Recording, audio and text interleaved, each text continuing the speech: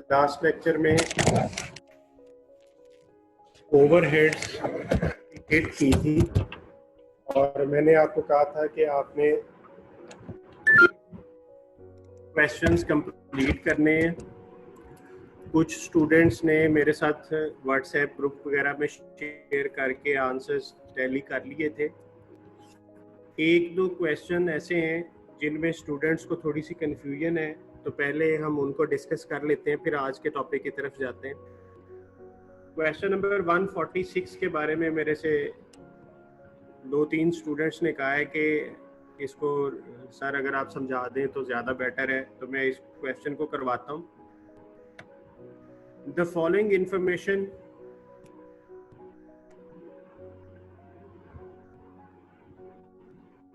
The following information is available regarding the fixed overhead cost and output of the two production departments of a firm, Department S and Department T.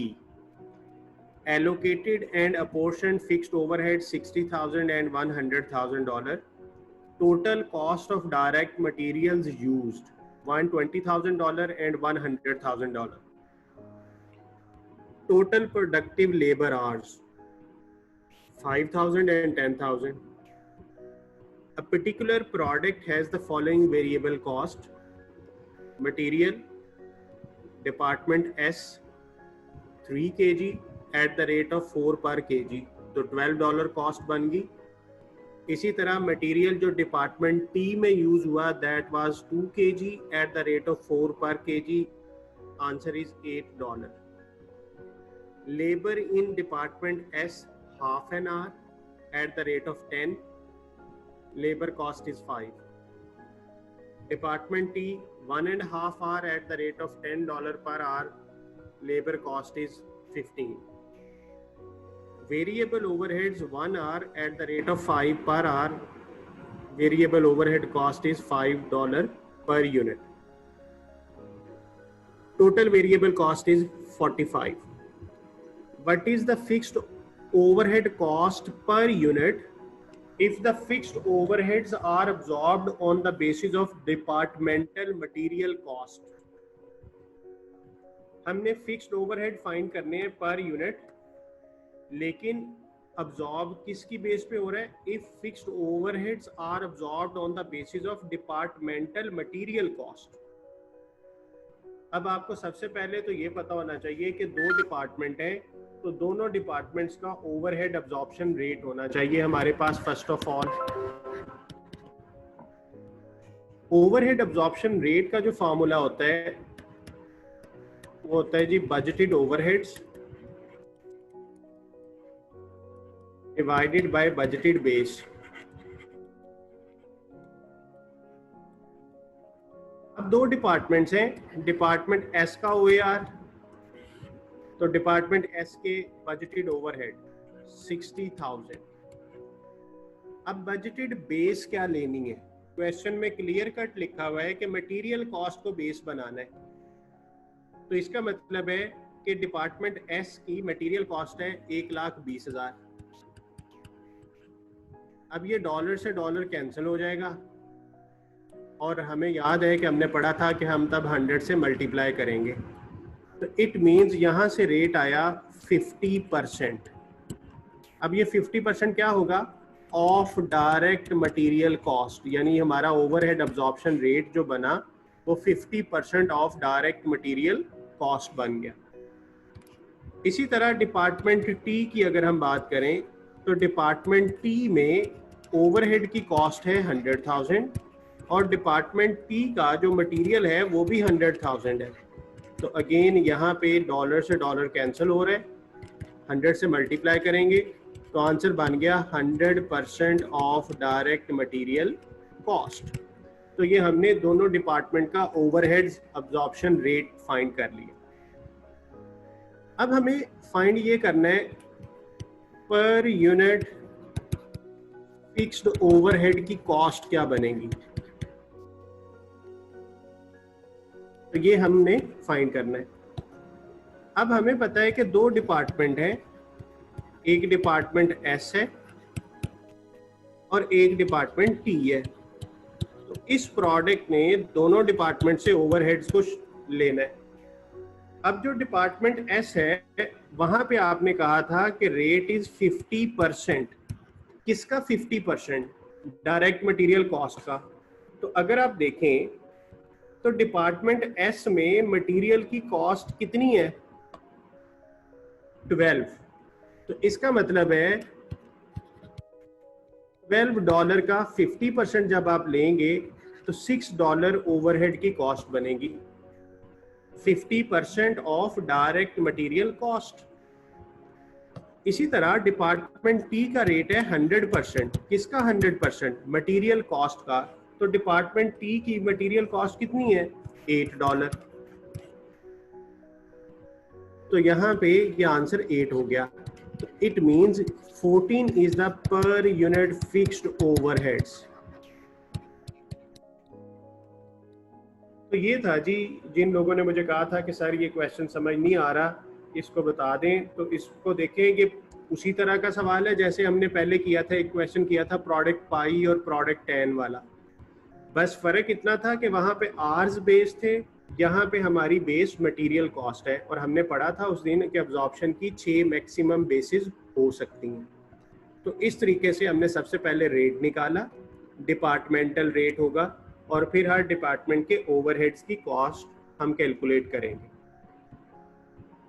अच्छा, अब आप मुझे ये बता दें कि इस कैप्लान वाली किट में से आपका अगर कोई क्वेश्चन है तो मुझे कमेंट बॉक्स में बता दें, मैं वो क्वेश्चन भी आपको जल्दी से करवा दूं, फिर हम आगे बढ़ते हैं।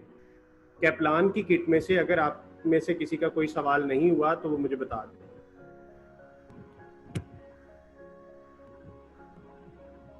$145। अच्छा बेटा, 145 तो बहुत सिंपल सा क्वेश्चन है, लेकिन देख लेते हैं कि आपको क्यों समझ नहीं आया। L produces hydras in 3 production departments and needs to apportion। ये apportionment का क्वेश्चन है। Budgeted monthly fixed cost, rent, rates, plant and insurance, plant depreciation, supervisor salary। तो ये टोटल 1 2 3 4 5 5 चीजों को आपने डिस्ट्रीब्यूट करना है। 3 डिपार्टमेंट्स हैं, department A B C. Area दिया हुआ है, वैल्यू ऑफ मशीनरी दी हुई है, नंबर ऑफ एम्प्लॉइज दिए हुए हैं। तो अब आपको हर एक की बेस आइडेंटिफाई करनी है। अब आपको पता है कि रेंट की बेस होती है area, plant insurance machinery value,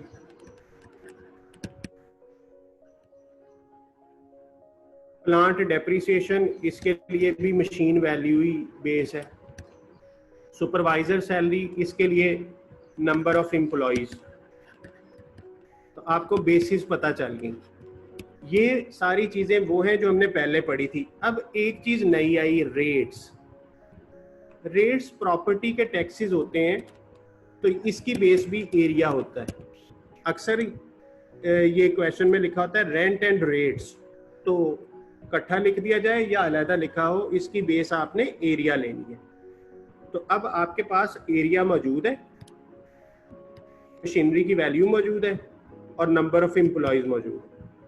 आप इनका टोटल बना लें। सबसे पहले 3800 प्लस 3500 प्लस 700, इसका टोटल आ जाएगा।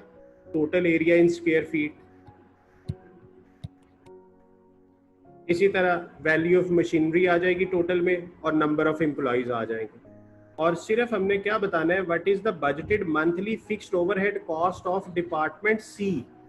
सिर्फ सी की कॉस्ट हमने बतानी है, बाकी ए और बी को सॉल्व करने की जरूरत नहीं है।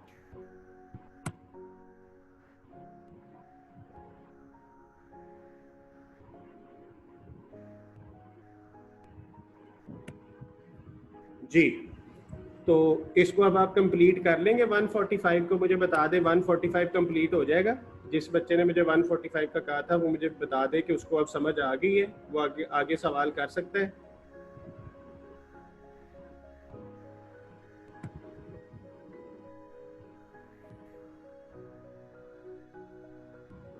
जी ठीक हो गया। अब मैं 144 का, एक बच्चे ने कहा है, मैं 144 भी देख लेता हूँ कि 144 क्या चीज़ है।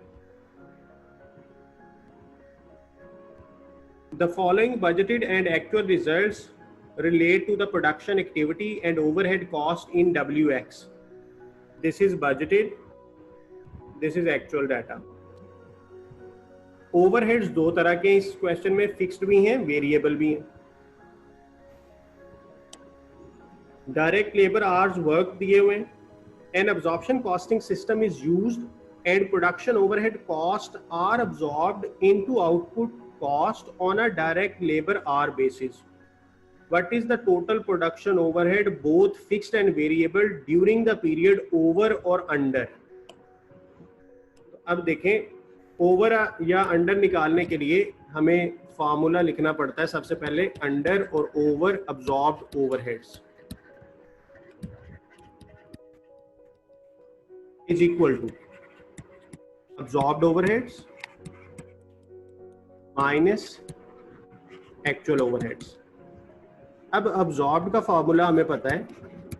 absorbed overheads are equal to overhead absorption rate into actual level. overhead absorption rate वो हम निकाल सकते हैं. फार्मूला पता है, budgeted overhead cost divided by budgeted base. जी 1 मिनट होल्ड कीजिएगा.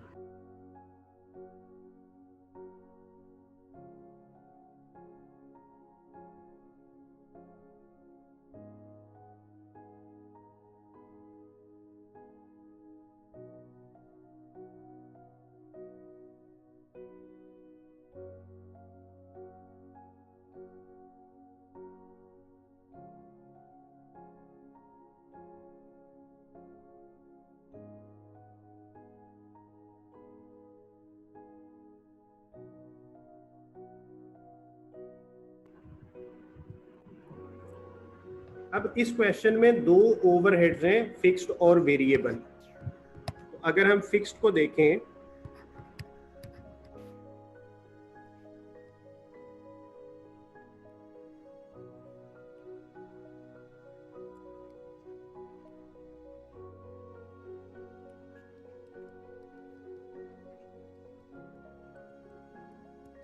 तो फिक्स्ड ओवरहेड क्वेश्चन में दिए हुए हैं 36,000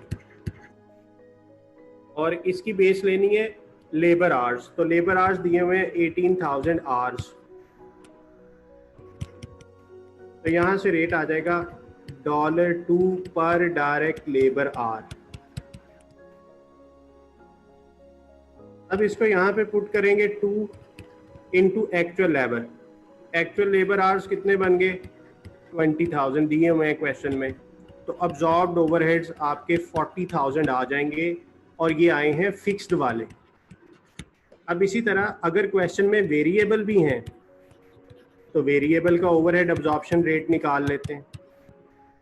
तो वेरिएबल क्वेश्चन में दिए हुए हैं बजटेड 9,000 और इसकी बेस भी लेबर आवर्स हैं. तो यहाँ से रेट आ गया $0.5 पर डायरेक्ट लेबर आवर. तो यहाँ पे वेरिएबल का rate 0.5 into actual labour hours 20,000. तो ये 10,000 हो गया वेरिएबल ओवरहेड्स.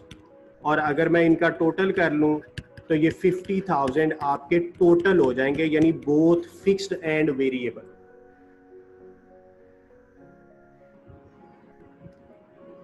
ये मैंने बोथ क्यों लिया? क्योंकि क्वेश्चन में लिखा हुआ है कि मुझे दोनों का इकट्ठा चाहिए, ओवर या अंडर मुझे दोनों का बताना है, बोथ फिक्स्ड एंड वेरिएबल. इसलिए मैंने दोनों को लिया, वरना हम अब्सॉर्ब सिर्फ फिक्स्ड ओवरहेड्स को कर रहे होते हैं. तो अब्सॉर्ब्ड का आंसर आपके पास बन गया जी 50,000, 40 और 10. और एक्चुअल आपको दिया हुआ है 39 और 12. तो कितना बन जाएगा ये? 49 और 2 51,000. अब आपके अब्सॉर्ब्ड ओवरहेड्स 1,000 लेस हैं, तो ये आंसर होगा अंडर अब्सॉर्ब्ड. 1,000 अंडर अब्सॉर्ब्ड आपका आंसर होगा जी. इसकी ऑप्शन देख लेते हैं. Under absorbed by 1,000, this is the answer. तो इस क्वेश्चन में हमने फिक्स्ड और वेरिएबल दोनों को ऑब्जॉर्व किया है, और वजह क्या थी, दोनों को क्यों किया है? क्योंकि क्वेश्चन में लिखा हुआ था कि मुझे टोटल बताएं बोथ फिक्स्ड एंड वेरिएबल के ओवर या अंडर। तो मैंने पहले फिक्स्ड को ऑब्जॉर्व किया, फिर मैंने वेरिएबल को ऑब्जॉर्व किया, वही पुराना फार्मूला यूज किया, और एक्चुअल दिया हुआ था, जस्ट उनको ऐड करके माइनस कर दिया। जी, अब उम्मीद है कि आपको सारे पॉइंट्स क्लियर हो चुके होंगे।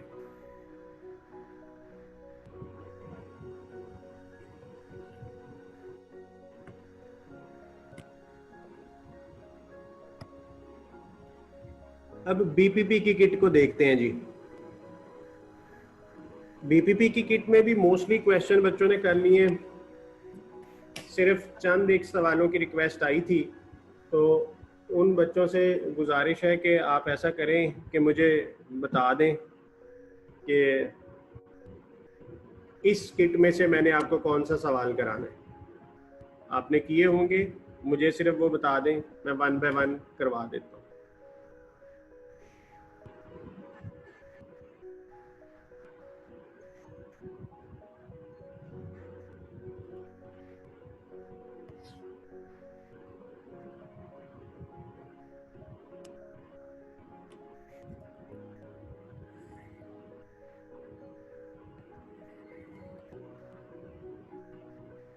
ओके जी, पहला क्वेश्चन जो आया जी 7A.2। ओके, पहले 7A.2 देखते हैं। वो मेरा ख्याल है कि ये वाला बन रहा है।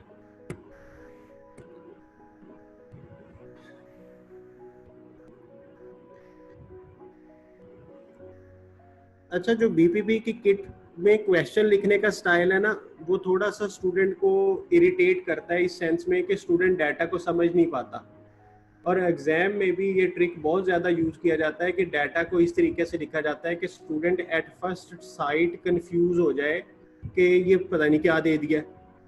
तो उसका सबसे आसान हल ये होता है कि आप उस डाटा को अंडरस्टैंड करें।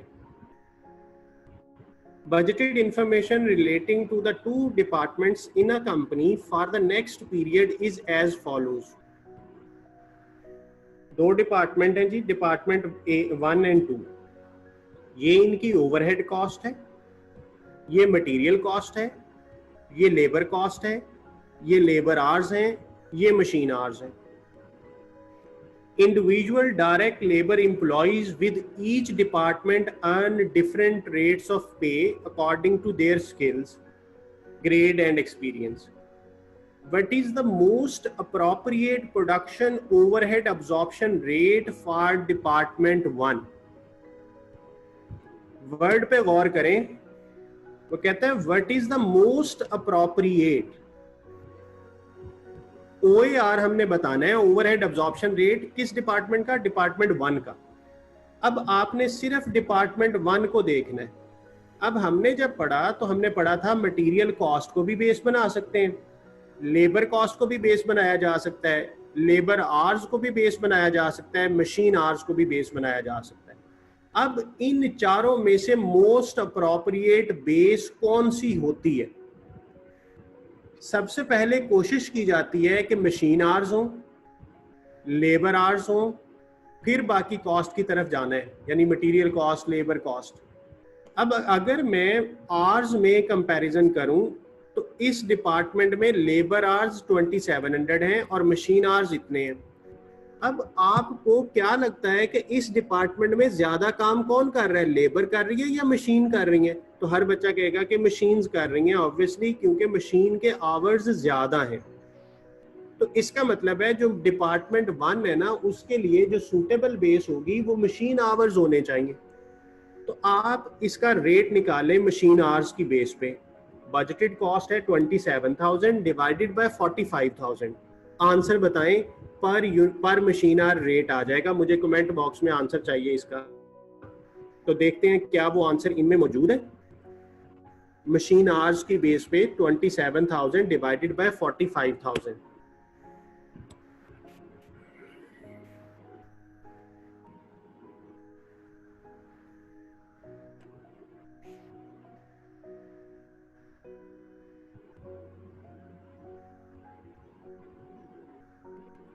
अच्छा, आपको बुक नज़र नहीं आ रही? बीपीपी की बुक नज़र नहीं आ रही? मेरा ख्याल है मैंने शायद इसको शेयर नहीं किया, मैं इसको शेयर करता हूँ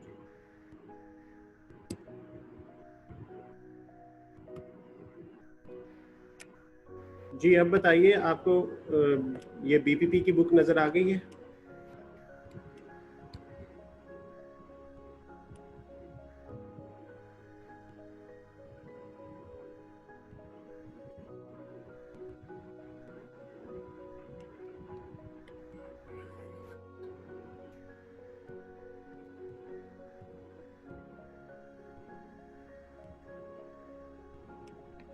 जी, मुझे स्क्रीन के बारे में बताइएगा जी।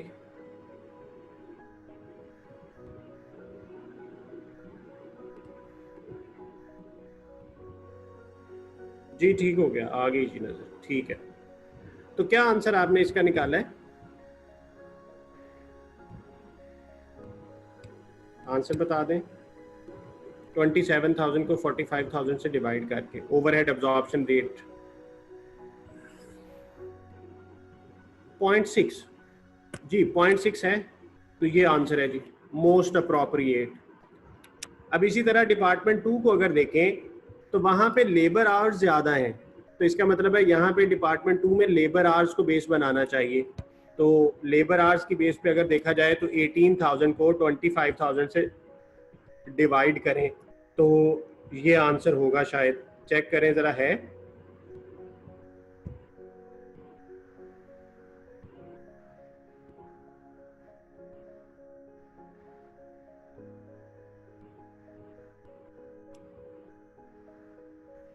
जी, डिपार्टमेंट 2 का भी ओवरहेड एब्जॉर्प्शन रेट बता दें प्लीज़।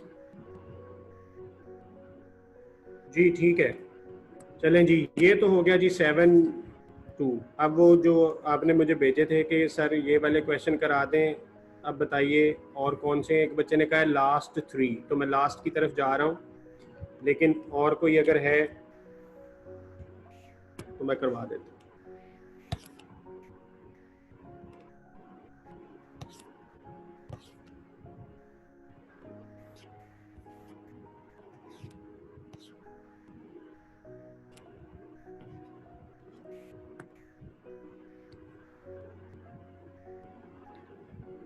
थर्टीन, चलें जी, क्वेश्चन नंबर 13 का आया मैसेज, 13 देख लेते हैं।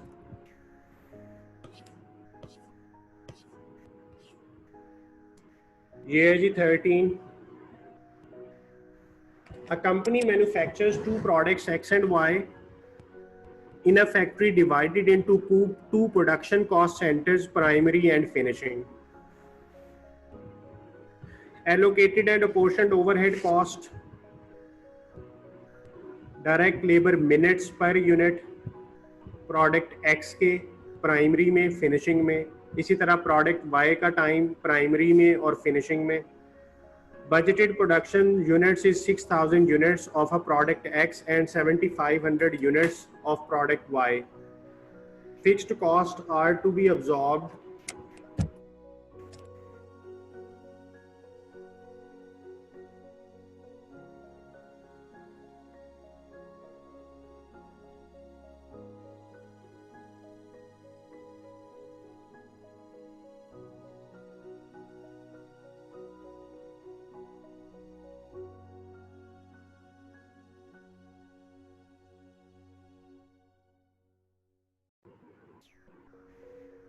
budgeted production units 6,000 units of X, 7,500 units of Y. Fixed costs are to be absorbed on a direct labor hour basis. What is the budgeted fixed overhead cost per unit of product Y? अच्छा, मैंने एक चीज़ note की है कि students को ना ज़्यादा confusion इस तरह के सवालों में आ रही है जहाँ पे वो per unit fixed overhead cost find करवाता है। तो जिन लोगों को कन्फ्यूजन है वो आज अब एक दफ़ा और सुन लें कि बेटा हमने जब प्रोडक्ट की कॉस्ट फाइंड करनी है ना ओवरहेड्स की, तो उसमें हमने सबसे पहले ये देखना होता है कि डिपार्टमेंट्स कितने हैं। जैसे इस सवाल में 2 डिपार्टमेंट्स हैं, प्राइमरी और फिनिशिंग। तो इसका मतलब है ये प्रोडक्ट जो भी है, प्रोडक्ट X है या Y है, ये इन दोनों डिपार्टमेंट से गुजर के बनती है। तो इसका मतलब है अगर हमें ओवरहेड फाइंड करने हैं तो हमें दोनों डिपार्टमेंट्स का पहले ओवरहेड अब्जॉर्प्शन रेट चाहिए, क्योंकि जब भी कॉस्ट फाइंड करनी है उसका रेट होता है। तो आपको मैं जी इसकी कैलकुलेशन करवाता हूँ।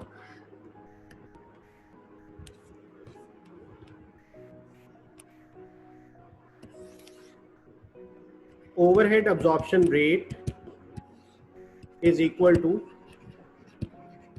budgeted overhead cost divided by budgeted base। दो डिपार्टमेंट्स हैं, प्राइमरी और फिनिशिंग। दोनों की ओवरहेड कॉस्ट क्वेश्चन में दी हुई है। प्राइमरी की 96 है और फिनिशिंग की 82,500।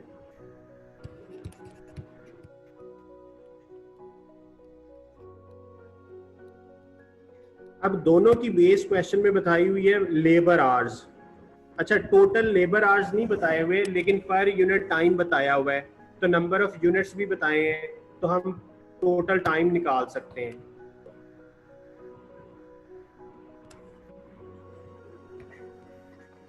Labour hours, total labour hours हम ये कह सकते हैं।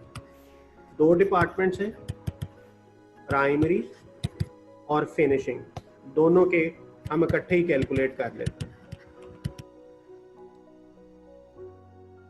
दो प्रोडक्ट बना रहे हैं, प्रोडक्ट एक्स और प्रोडक्ट वाई। एक्स के 6000 यूनिट्स बनाने हैं इसने, ऐसे ही है, और वाई के 7500।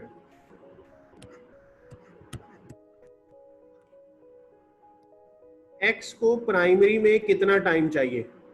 36 मिनट्स इंटू 36 मिनट्स है ये, और डिवाइडेड बाय 60 कर दूं तो आवर्स हो जाएंगे। तो कितने आवर्स बनेंगे ये मुझे जरा बताएं आप कमेंट बॉक्स में। प्राइमरी के कितने आवर्स बन जाएंगे?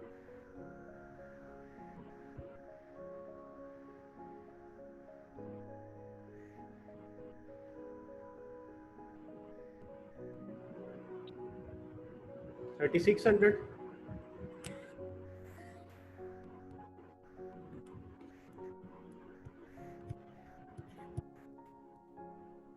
अच्छा, अब प्रोडक्ट एक्स को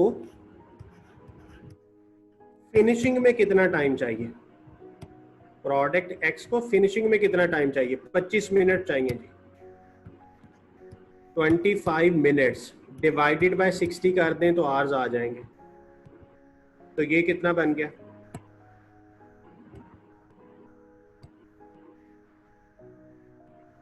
$2500। ओके जी, तो ये हमने प्रोडक्ट एक्स के आवर्स निकाल लिए दोनों डिपार्टमेंट्स में।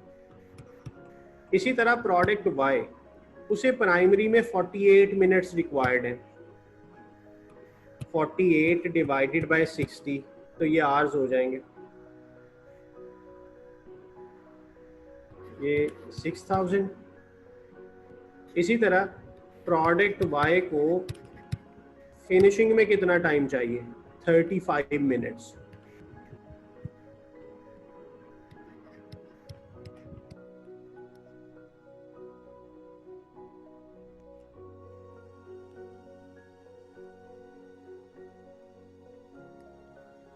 जी मुझे बताइएगा प्रोडक्ट वाई का फिनिशिंग का टाइम। 4375।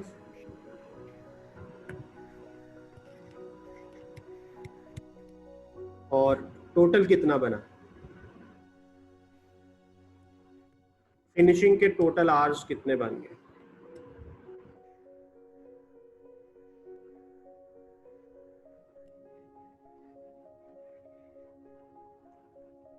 फिनिशिंग के आवर्स को टोटल कर लें।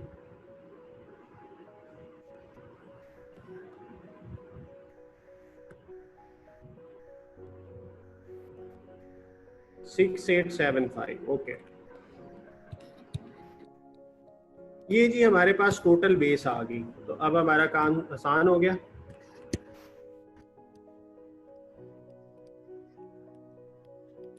तो ये आ गया 10 पर डायरेक्ट लेबर आर, और ये कितना बनेगा जी?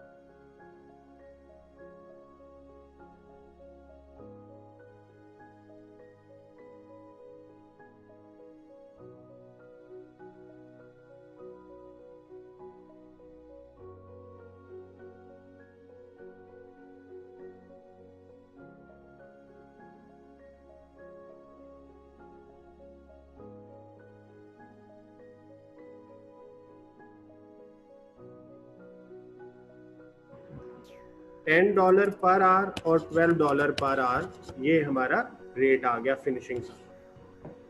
अब हमारे क्वेश्चन की रिक्वायरमेंट क्या थी? What is the budgeted fixed overhead cost per unit of product Y. अब हमने प्रोडक्ट वाई का डाटा लेना है।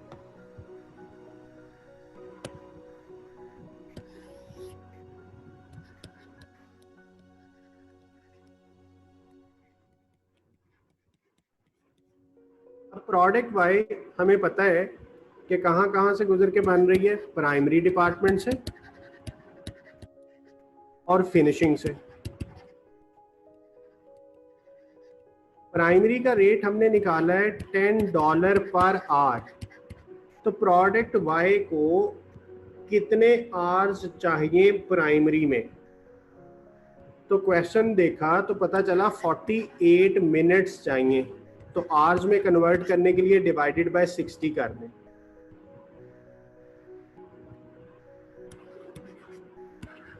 तो ये 8 आ जाएगा जी। इसी तरह फिनिशिंग का रेट आपने फाइंड किया $12 पर आवर।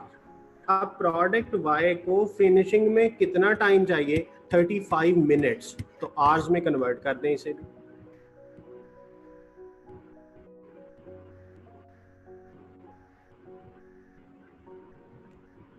सेवन आ जाएगा। और इनका जो सम होगा वो आ गया जी टोटल ओवरहेड्स ऑफ वाई। तो आंसर चेक कर लेते हैं, ये 15 आंसर आ जाएगा। तो ये काम करना था जी आपने। इसमें क्वेश्चन आसान ही था, बस आप इसको शायद अंडरस्टैंड नहीं कर पाए या आपको रूल याद नहीं है। तो जब भी प्रोडक्ट के ओवरहेड फाइंड करने हैं, what is the rule? We need to have overhead absorption rate. अगर वो नहीं है तो पहले उसकी वर्किंग कर लें। ये हमने उसकी वर्किंग की, ओवरहेड अब्जॉर्प्शन रेट की। और जब ओवरहेड अब्जॉर्प्शन रेट आ जाए फिर काम आसान हो गया, फिर तो जस्ट ओवरहेड फाइंड करने हैं। तो ये इसका स्क्रीनशॉट ले लें जी।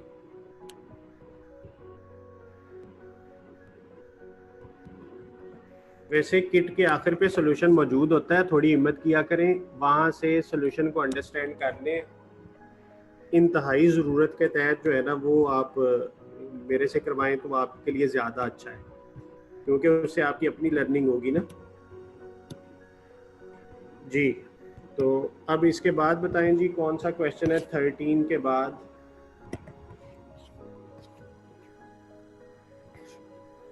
लास्ट 3 की रिक्वेस्ट आई है, वो देखते हैं वो क्या है।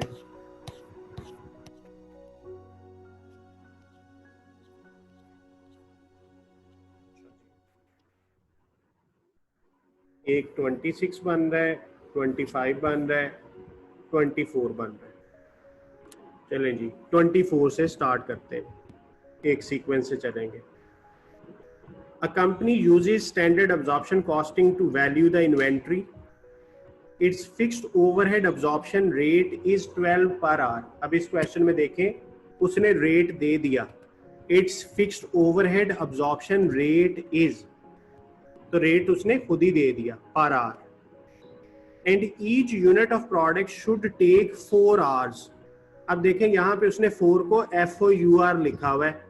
समटाइम्स स्टूडेंट को पर यूनिट टाइम मिल नहीं रहा क्योंकि उसे आदत है डिजिट की, तो वो ढूंढता रहता है कि पर यूनिट टाइम कहीं लिखा तो नहीं है, तो उसने यहाँ पे टेक्स्ट में लिख दिया 4 आवर्स चाहिए एक यूनिट को। इसलिए मैं कहता हूँ क्वेश्चन को अंडरस्टैंड किया करें, समझें उसे कि वो क्या कह रहा है। In a recent period there was no opening inventory of finish goods, 20,000 units were produced and 100,000 labor hours। तो ये कहता है ओपनिंग इन्वेंट्री कोई नहीं थी, 20,000 यूनिट्स बनाए यूजिंग 100,000 लेबर आवर्स, यानी 20,000 यूनिट हमने 1 लाख घंटों में बनाए। 18,000 units were sold, actual profit is this, what profit have been under the standard marginal costing system. अब ये टॉपिक अभी हमने पढ़ा नहीं है, ये अगले टॉपिक का सवाल है जो अभी हमने पढ़ना है, तो ये क्वेश्चन अभी हम नहीं करेंगे जी, क्योंकि ये मार्जिनल कॉस्टिंग का क्वेश्चन है।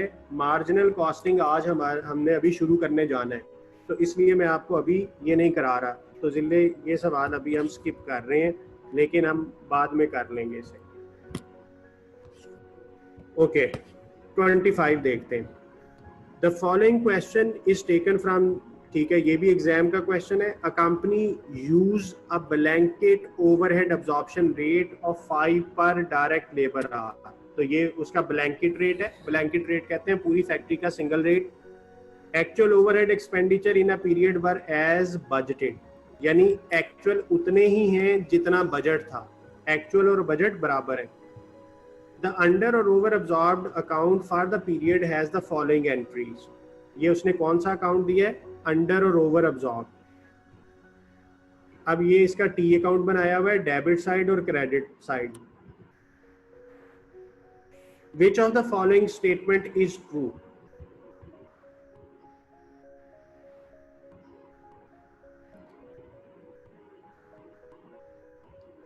आपको जब मैंने एंट्री पढ़ाई थी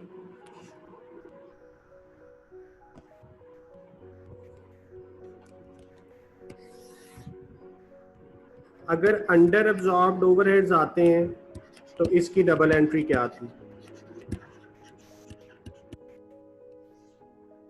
और अगर ओवर अब्जॉर्ब्ड आते हैं तो इसकी डबल एंट्री क्या थी, पहले ये आपको पता होना चाहिए।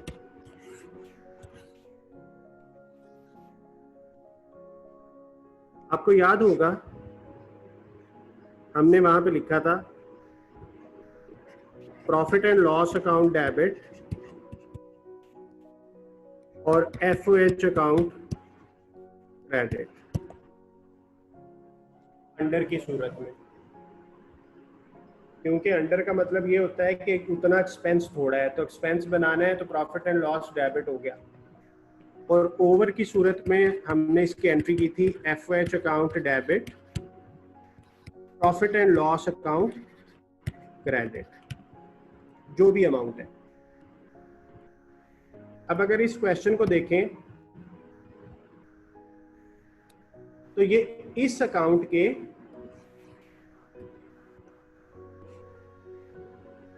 क्रेडिट साइड पे है और नरेशन लिखी हुई है प्रॉफिट एंड लॉस।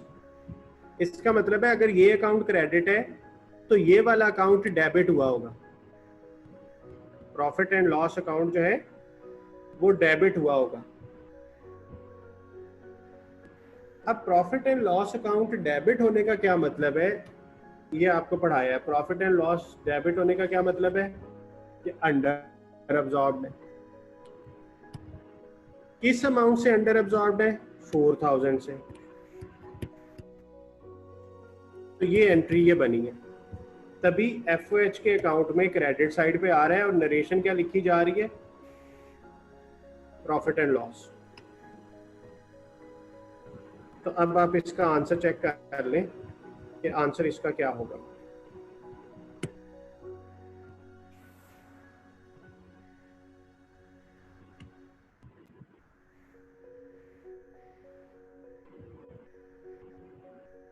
अब ये अंडर आया ना आपका आंसर, तो इसका मतलब है कि अंडर कब होता है, दो चीजें देखी जाती हैं। जब भी अंडर और ओवर देखना होता है तो दो चीजें देखी जाती हैं। एक एक्सपेंडिचर देखा जाता है कि एक्चुअल और बजट में क्या फर्क था। तो उसने क्वेश्चन में लिख दिया actual overhead expenditure in the period was as budgeted, यानी एक्चुअल और बजट सेम है। इसका मतलब है फर्क सिर्फ और सिर्फ किस वजह से होगा कि आपके लेबर आवर्स कम होंगे।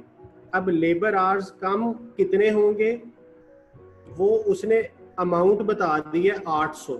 अब ये 800 कैसे आया होगा, ये भी हमें पता है कि अगर आंसर 4000 है और ये 4000 कैसे बना होगा, रेट मल्टीप्लाइड बाय लेवल।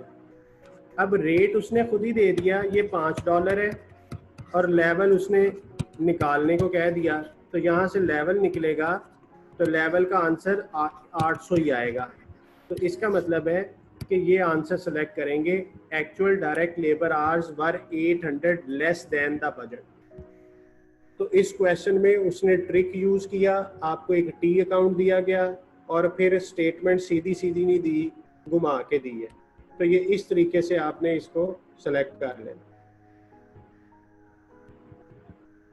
26 देखते हैं जी कि 26 में क्या ट्रिक उसने यूज किया है।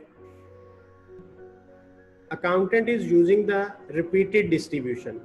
रिपीटेड डिस्ट्रीब्यूशन आपको पता है रेसिप्रोकल का दूसरा नाम है। Allocated and apportioned overheads, production department है 1 और 2, सर्विस डिपार्टमेंट है X और Y। उसने इस 20,000 को डिस्ट्रीब्यूट किया, इधर आ गया, सही है।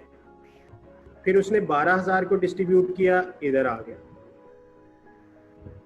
अब वो कहता है what is the total production overhead in department 1 after remaining reapportionment of the other services department X।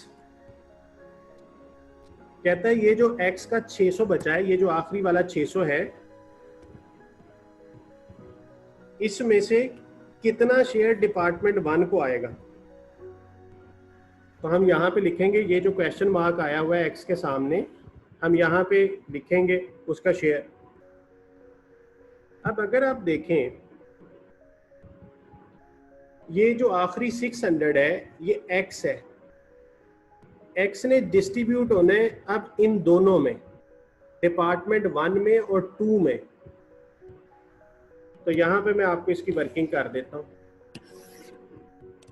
$600 distribute होगा डिपार्टमेंट 1 और 2 में, डिपार्टमेंट 1 और डिपार्टमेंट 2। अगर हम क्वेश्चन देखें तो जब X पहले डिस्ट्रीब्यूट हुआ था, ये जो 20,000 डिस्ट्रीब्यूट हुआ था, ये 8,000 इधर आया था, 10,000 इधर आया था। इसका मतलब है कि 8,000 इधर आ रहा था, 10,000 इधर आ रहा था। अब इस 600 को भी इसी तरह से डिवाइड करना है, तो इसका मतलब है टोटल कितना हो गया, 18,000। अब डिपार्टमेंट 1 को 600 में से कितना शेयर देना चाहिए, डिवाइडेड बाय 18,000 मल्टीप्लाइड बाय 8,000। इसको सॉल्व करना है।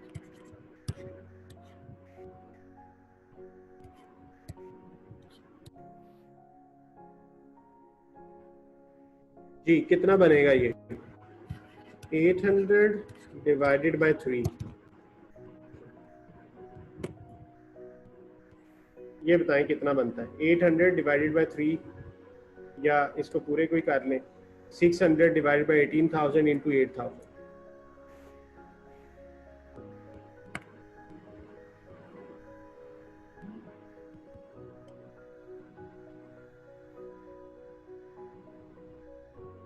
$267 जी।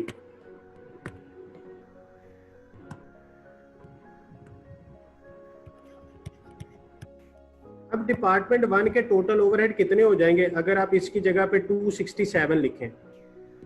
60,000, 8,000, 7200, और यहाँ पे इस क्वेश्चन मार्क की जगह पे आपने लिखना है 267 और फिर इनका टोटल कर लें, तो शायद वो ये बनता है।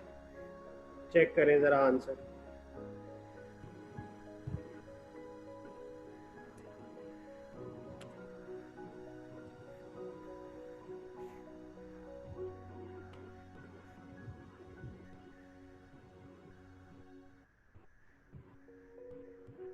जी, इसका आंसर चेक कर लें।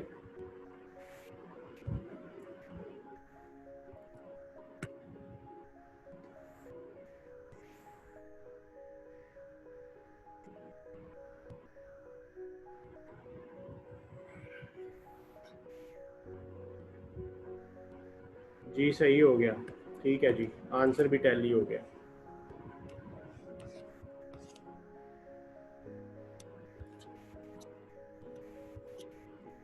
जी, और किसी का कोई बीपीपी की किट से कोई क्वेश्चन हो तो पूछ ले।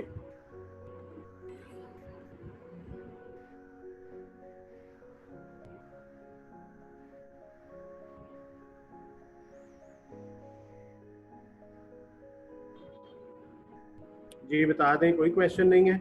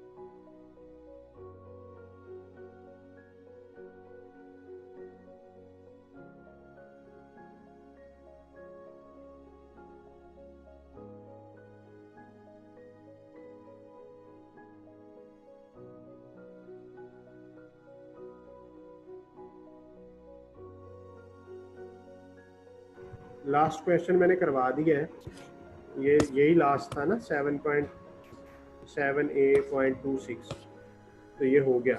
अब आगे ये मार्जिनल अब्जॉर्प्शन है, ये तो टॉपिक अभी पढ़ना है। चलिए ठीक है जी, 5 मिनट की ब्रेक करें, पानी शानी पिए, और फिर हम अगला टॉपिक स्टार्ट करते हैं, मार्जिनल एंड अब्जॉर्प्शन कॉस्टिंग। हम जो इस सिलेबस एरिया अब स्टार्ट करने जा रहे हैं जी, उसमें आएंगे कॉस्टिंग सिस्टम्स। उसमें सबसे पहला टॉपिक जो मैं आपको अभी पढ़ाने लगा हूँ वो है मार्जिनल एंड अब्जॉर्प्शन कॉस्टिंग। यानी दो कॉस्टिंग सिस्टम है, एक मार्जिनल कॉस्टिंग सिस्टम और एक अब्जॉर्प्शन कॉस्टिंग सिस्टम। तो पहले ये पढ़ेंगे, फिर दूसरा कॉस्टिंग सिस्टम जो हमारे सिलेबस में है वो है job costing,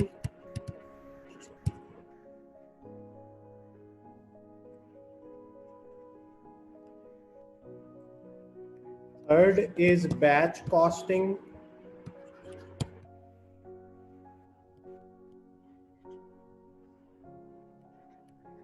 fourth one is service costing,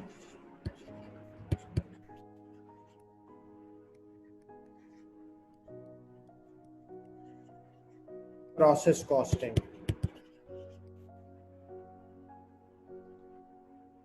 तो ये 5 कॉस्टिंग सिस्टम है जो हमारा सिलेबस एरिया अब स्टार्ट हो रहा है। यानी आज से पहले हमने जस्ट बेसिक पढ़ा था, fundamentals of cost and management accounting, cost classification, materials, accounting for materials पढ़ा हमने, फिर accounting for labour, accounting for overheads. Now we are able to understand a costing system. So today we are going to start a chapter marginal costing and absorption costing. तो सबसे पहले आपका मैं concept बनाता हूं, व्हाट इज कॉस्टिंग। हम costing किसको कहेंगे? In a very simple words, costing means the way to calculate cost, the way to calculate cost of a product or a service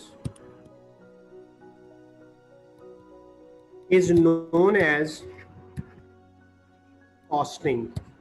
I repeat, the way to calculate cost of a product or a service is known as costing. मेरी hand writing आपको वैसे मैं उम्मीद करता हूँ समझ आ ही रही होगी। The way to calculate cost of a product or a service is known as costing. Marginal costing.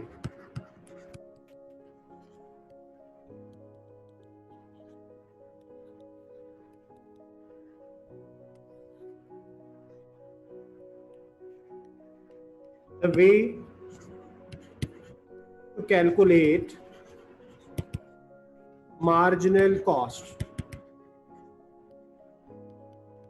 of a product or a service.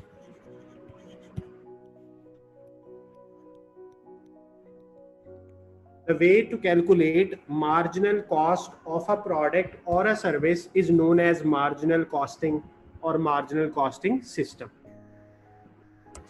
Now we must know what is the meaning of a marginal cost.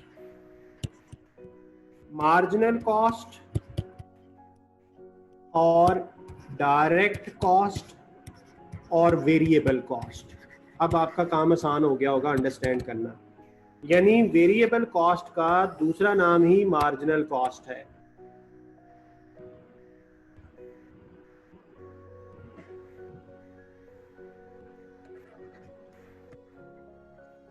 Marginal cost is the sum of all variable costs related to a product or a service. Product कहते हैं जिसकी physical existence हो, service कहते हैं जिसकी physical existence ना हो। तो दोनों तरह की इंडस्ट्रीज में हम मार्जिनल कॉस्टिंग सिस्टम यूज कर सकते हैं, प्रोडक्शन इन्वायरमेंट में भी और सर्विसेज में भी। तो सिंपल ये हुआ कि मार्जिनल कॉस्ट हम किसको कहेंगे? Sum of all variable cost. That is marginal cost is equal to direct materials plus direct labour plus direct expenses plus variable overheads. आज हमने एक क्वेश्चन किया था जिसके अंदर ओवरहेड्स दो तरह के थे, वेरिएबल भी और फिक्स्ड भी। तो इसका मतलब है ये तीनों चीजें तो ऑलरेडी डायरेक्ट है यानी वेरिएबल है, ओवरहेड्स भी वेरिएबल हो सकते हैं। तो अगर हम इन चार चीजों को जमा कर लें तो ये मार्जिनल कॉस्ट कहलाता है। अच्छा, ये है मैनेजमेंट अकाउंटिंग में इसकी डेफिनेशन। अगर कुछ लोगों ने इकोनॉमिक्स पढ़ी होगी पहले सेमेस्टर में, तो बिजनेस इकोनॉमिक्स के तहत देखा जाए तो इकोनॉमिक्स क्या डिफाइन करती है? Marginal cost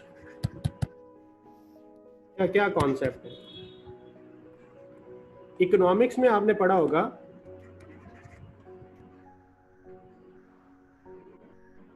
the additional cost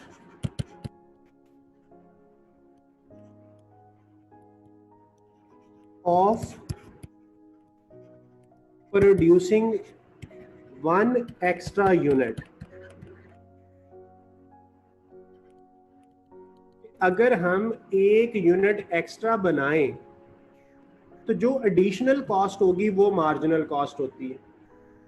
मसलन इकोनॉमिक्स में एग्जांपल दी जाती है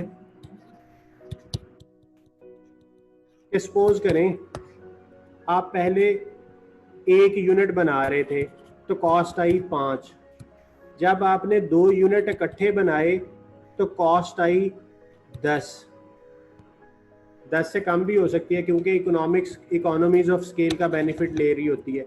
तो सपोज करते हैं कि 2 यूनिट इकट्ठे बनाए तो हमारी कॉस्ट आई 8। तो इनका जो डिफरेंस है $3, ये $3 आपकी एडिशनल कॉस्ट है, एडिशनल कॉस्ट, तो ये मार्जिनल है। और अकाउंटिंग में भी एडिशनल का मतलब वेरिएबल ही होता है, यानी वेरिएबल कॉस्ट वो कॉस्ट होती है जो आपकी एडिशनल यूनिट पे इंकर हो, तो इकोनॉमिक्स हो या अकाउंटिंग हो, दोनों में मार्जिनल कॉस्ट का एक ही मतलब है। बस जो इकोनॉमिस्ट होते हैं they are considering economies of scale. Economies of scale का मतलब क्या होता है कि जब हम ज्यादा यूनिट बनाएंगे तो हमें सस्ते पड़ेंगे, लेकिन अकाउंटेंट फिलहाल उसे इग्नोर कर रहा है। अकाउंटेंट ने अजम्पशन ली हुई है, पहले चैप्टर में पढ़ाया था ceteris paribus, all other things remains the same, यानी मैं इकोनॉमीज ऑफ स्केल का बेनिफिट नहीं लूंगा, मैं इन्फ्लेशन को कंसिडर नहीं कर रहा, तो इस तरह की चीज़ों को मैंने अज्यूम किया हुआ है कि नहीं है। तो खैर वापस आते हैं जी, what is a marginal cost? Marginal cost is the additional cost of producing 1 extra unit, और वही जो कॉस्ट है वो वेरिएबल कॉस्ट भी कहलाती है। और वेरिएबल कॉस्ट हम पढ़ चुके हैं कि direct material, direct labour, direct expenses और वेरिएबल ओवरहेड्स, इनका जो सम होता है वो मार्जिनल कॉस्ट कहलाता है। तो अगर एक कंपनी अपनी प्रोडक्ट की कॉस्ट सिर्फ और सिर्फ इन 4 चीज़ों को जमा करके लिखे तो उसे कहते हैं मार्जिनल कॉस्टिंग सिस्टम। आपने एक चीज़ पढ़ी होगी फाइनेंशियल अकाउंटिंग में, फंडामेंटल्स में, इन्वेंट्री कॉस्ट, अभी हम पिछले चैप्टर में भी डिस्कस करके आए थे। इन्वेंट्री कॉस्ट यानी इन्वेंट्री किस पे लिखी जाए, तो फंडामेंटल्स ऑफ फाइनेंशियल अकाउंटिंग में आपने IAS 2 पढ़ा था। IAS 2 कहता है इन्वेंट्री इज रिकॉर्डेड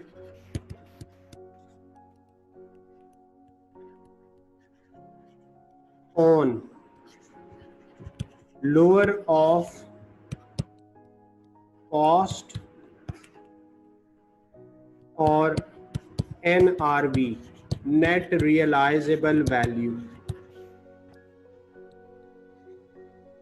ये आपने फंडामेंटल्स ऑफ फाइनेंशियल अकाउंटिंग में पढ़ा होगा कि इन्वेंट्री लिखते हुए कॉस्ट और NRV में से दोनों में से जो छोटा होता है उस पे हम लिखते हैं। अब इस चैप्टर में हम कॉस्ट पढ़ने लगे हैं कि जो इन्वेंट्री है, जो प्रोडक्ट की कॉस्ट है, वो किस सिस्टम में आएगी। तो 2 तरह के सिस्टम अभी हम पढ़ने लगे हैं। अगर मार्जिनल कॉस्टिंग सिस्टम हुआ तो मार्जिनल कॉस्टिंग सिस्टम में इन्वेंट्री की जो कॉस्ट होगी वो इक्वल होगी direct material, direct labour, direct expenses और वेरिएबल ओवरहेड्स, यानी इन 4 चीज़ों को जमा कर लें तो वो इन्वेंट्री की कॉस्ट होगी मार्जिनल कॉस्टिंग सिस्टम में। और जो दूसरा चैप्टर इस बुक में हम पढ़ने जा रहे हैं, दूसरा टॉपिक इसी चैप्टर में, वो है अब्जॉर्प्शन कॉस्टिंग सिस्टम।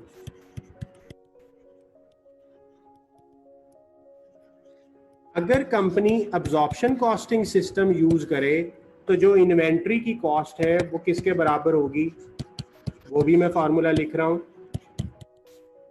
तो वो इक्वल होगा marginal cost plus fixed overheads.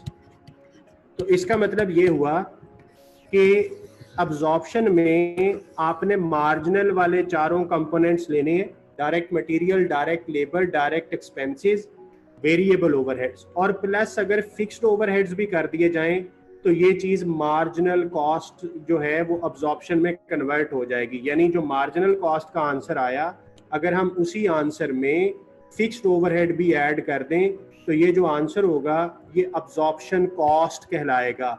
और इस कॉस्टिंग सिस्टम को अब्जॉर्प्शन कॉस्टिंग सिस्टम कहेंगे। तो इसका मतलब ये हुआ कि जो आपने पढ़ा था कि इन्वेंट्री रिकॉर्ड होती है कॉस्ट पे, तो वो कॉस्ट मार्जिनल कॉस्ट होनी चाहिए या अब्जॉर्प्शन कॉस्ट होनी चाहिए। तो आपको याद होगा कि IAS2 किसको रिकमेंड करता है? IAS2 recommends the use of absorption costing system. यानी IAS2 कहता है कि कंपनी को अब्जॉर्प्शन कॉस्टिंग सिस्टम यूज करना है, मार्जिनल नहीं करना। तो एक थ्योरेटिकल MCQ आपको यहां से मिल गया कि अगर आपसे वो पूछे कि एज पर IAS2 आपकी इन्वेंट्री की कॉस्ट क्या होनी चाहिए, किस सिस्टम के तहत आनी चाहिए, तो वो अब्जॉर्प्शन कॉस्टिंग सिस्टम है। इसी तरह इसको इस तरीके से भी ट्विस्ट किया जा सकता है कि international accounting standards recommend which of the following costing method. तो IAS जो है, international accounting standard, recommends absorption costing system for inventory valuation. अब एक क्वेश्चन आता है कि अगर ये चीज इंटरनेशनली अकाउंटिंग स्टैंडर्ड जो है वो उसको रिकमेंड नहीं करते, जैसे मार्जिनल को नहीं करते, उन्होंने कहा है जी, स्टैंडर्ड ने कहा है कि अब्जॉर्प्शन पे आपने इन्वेंट्री की कॉस्ट लिखनी है, तो हम अब्जॉर्प्शन को फॉलो करेंगे, तो फिर हम मार्जिनल क्यों पढ़ रहे हैं? आपको याद होगा शुरू में मैंने कहा था कि ये जो कॉस्ट एंड मैनेजमेंट अकाउंटिंग है ना, मैनेजमेंट अकाउंटिंग इंटरनल यूज के लिए है, और मैनेजमेंट अकाउंटिंग का काम डिसीजन लेना है, फैसले करना है। तो डिसीजन मेकिंग में मार्जिनल कॉस्टिंग प्रिंसिपल यूज होते हैं, इसलिए आपको इस फंडामेंटल लेवल पे मार्जिनल कॉस्टिंग की बेसिस पढ़ाने लगे हम। ठीक है जी। तो हमें एक थ्योरेटिकल MCQ और मिल गया इस छोटी सी डिस्कशन से कि which accounting system is used in decision making, marginal costing system और अब्जॉर्प्शन कॉस्टिंग सिस्टम। तो आंसर होगा मार्जिनल कॉस्टिंग सिस्टम। ठीक है जी, याद रखिएगा, इस तरह भी सवाल आता है। अब स्टूडेंट कहते हैं ऐसी बातें तो पढ़ी नहीं थी, तो ये डिस्कशन जो है ये मैं इसीलिए करता हूं कि आपका एक कॉन्सेप्ट बिल्ड हो। तो marginal costing system is used for decision making in an organisation. अब हम चलते हैं जी, मार्जिनल कॉस्टिंग सिस्टम को डिफाइन तो कर लिया, मैं रिपीट करता हूं। Marginal costing system is a system to calculate marginal cost. आसान हो गया कि एक ऐसा तरीका जिसमें हमने मार्जिनल कॉस्ट को कैलकुलेट करना है, वो मार्जिनल कॉस्टिंग सिस्टम होगा। What is marginal cost? तो हमने कहा marginal cost is direct cost, variable cost. It means sum of direct material cost, direct labour cost, direct expenses plus variable overheads. If we sum all four these things, the sum will be the marginal cost. Okay जी, ये chapter पे आपको मैं लेके चलता हूं जी। ये marginal costing system की डेफिनेशन आ गई। Marginal cost of a unit of inventory is the total of variable cost. मैंने भी आपको आसान लफ्जों में यही बात बताई कि इन्वेंट्री की कॉस्ट, मार्जिनल का मतलब है कि सिर्फ वेरिएबल कॉस्ट को लेना है। No fixed overheads are included, कोई फिक्स्ड ओवरहेड ऐड नहीं करना। The marginal production cost is the cost of the one unit of a product or a service which would be avoided। अच्छा, ये भी एक इसकी डेफिनेशन हो सकती है कि मार्जिनल कॉस्ट वो कॉस्ट है जिससे हम अवॉइड कर सकते हैं अगर हम ये काम ना करें। मसलन आपको एक बिल्कुल सिंपल सी एग्जांपल देता हूँ। अगर आप कॉल करते हैं तो आपको कॉल चार्जेस लगेंगे, और आप अगर ये कॉल ना करें तो पैसे नहीं कटेंगे, तो ये अवॉइड हो गया।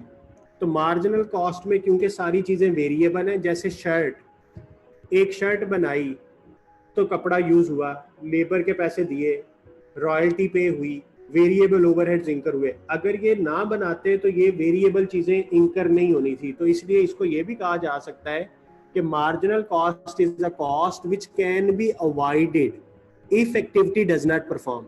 यानी अगर हम कोई काम ना करें और ना करने के नतीजे में हम पैसे बचा लें, कॉस्ट सेव कर लें, तो इस चीज को मार्जिनल कॉस्ट कहेंगे।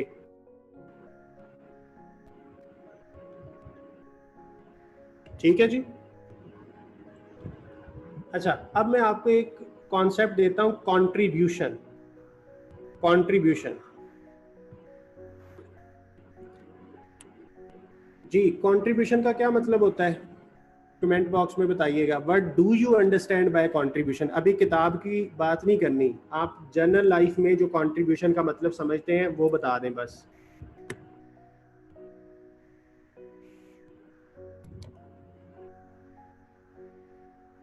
हिस्सा लेना, ठीक है जी। अच्छा, कंट्रीब्यूशन का आसान लफ्जों में अगर आप कहें तो चंदा भी हो सकता है ना, मतलब डैम बनाने के लिए, मस्जिद बनाने के लिए जो चंदा होता है, contribution.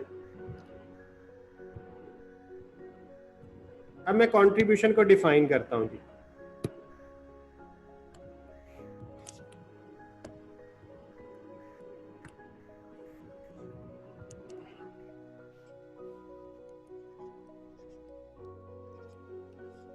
Contribution is the amount available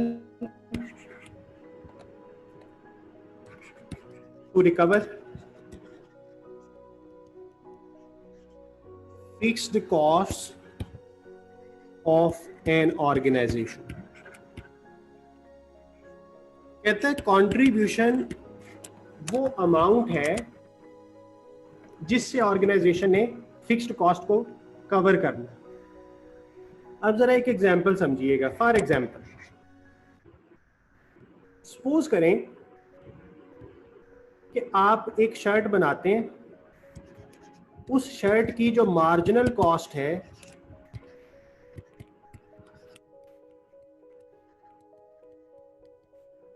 that is ₹1200।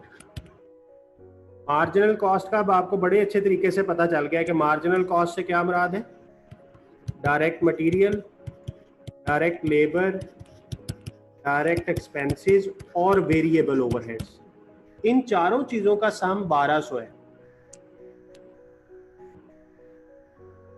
आपने ये शर्ट बेचनी है, सेल प्राइस, तो आपने इसकी जो प्राइस है वो सेट की हुई है, सपोज करें 2500। अब आपका जो खर्चा होता है प्योरली इस एक शर्ट पे वो 1200 का हुआ है और 2500 की आपने बेच देनी है। तो जब एक शर्ट सेल होगी तो आपको 1300 का कंट्रीब्यूशन आएगा, यानी इस शर्ट ने आपकी ऑर्गेनाइजेशन को 1300 का एक तरह से चंदा दे दिया। यानी पता ये चला कि जो कंट्रीब्यूशन है वो फाइंड आउट कैसे होगा? Sale price minus all variable cost. हम ये भी लिख सकते हैं marginal cost. In this question sale price is 2500, variable cost is 1200, answer is 1300।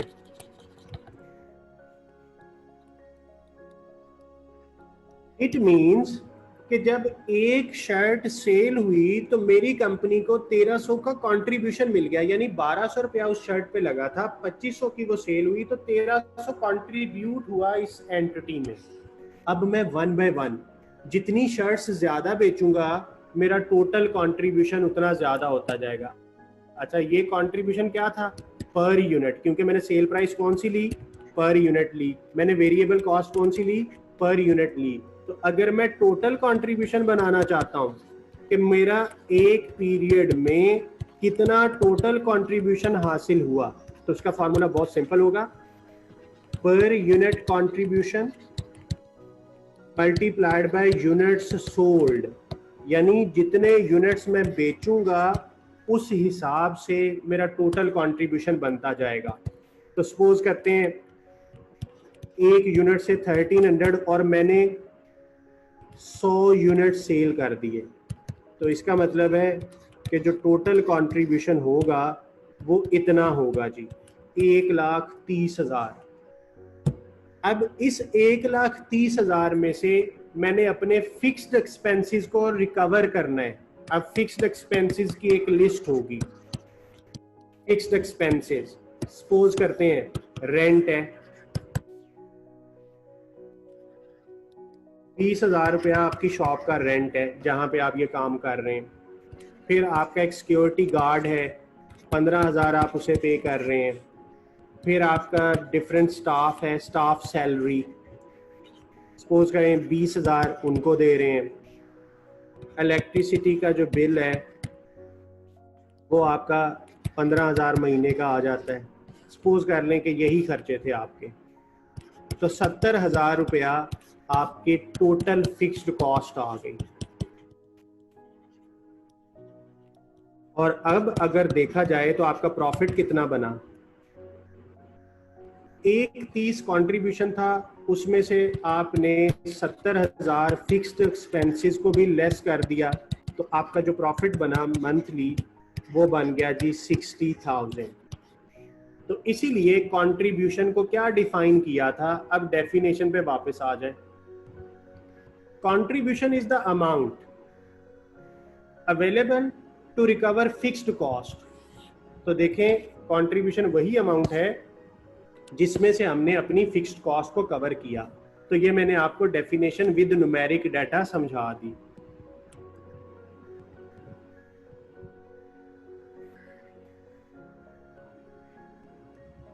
अच्छा, एक स्टूडेंट ने कहा है कि क्या सर कंट्रीब्यूशन को ग्रॉस प्रॉफिट कह सकते हैं? नहीं बेटा, ऐसा नहीं कहना, ये ब्लंडर है। प्रॉफिट का वर्ड हमेशा तब आता है जब आपने फिक्स्ड कॉस्ट को भी माइनस कर दिया हो। मार्जिनल कॉस्टिंग में ग्रॉस प्रॉफिट का कॉन्सेप्ट नहीं है, कंट्रीब्यूशन का कॉन्सेप्ट है। और कंट्रीब्यूशन के बाद फिक्स्ड कॉस्ट को लेस कर दिया जाए तो प्रॉफिट आ जाता है। तो इसका मतलब है कि आपने इसे जीपी नहीं कहना, ग्रॉस प्रॉफिट नहीं कहना।